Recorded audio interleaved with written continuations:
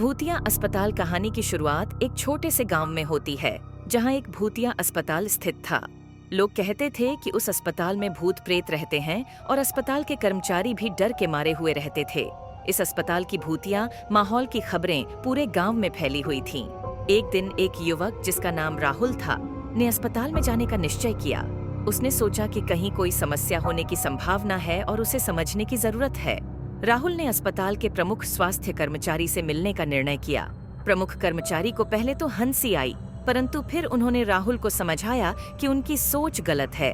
प्रमुख कर्मचारी ने कहा, हमें पता है कि यहाँ कुछ असामान्य हो सकता है, परंतु कृपया सावधानी से काम करें। राहुल को समझ में आया कि कर्मचारी सही हैं, परंतु उसने कहा कि वह फिर भी अस्पताल में जाना चाहता है। प्रमुख कर्मचारी ने मना किया, परंतु राहुल का मन होनहारा था। राहुल ने अस्पताल के कोने में स्थित कमरे में प्रवेश किया। वहां पहुंचकर उसने सुना कि कोई मनुष्य पुकार पुकार कर मदद मांग रहा है। राहुल ने सोचा कि कोई मरीज हो सकता है, परंतु जब उसने कमरे में प्रकट होने वाली प्रेत आत्मा को देखा तो उसकी सांसें रुक गईं।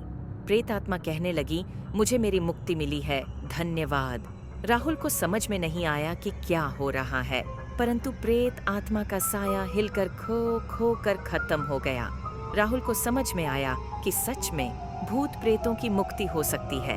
इसके प्रकरण के बाद सभी कर्मचारी प्रेत प्रेतियों की मुक्ति के लिए प्रयासरत होने लगे और अस्पताल में सकारात्मक माहौल प्राप्त हुआ। समय समय पर प्रेत प्रेतियों की मुक्ति हेतु प्रयासरत होने से भूतिया अस्पताल में सकारात्मक परिवर्तन हुआ।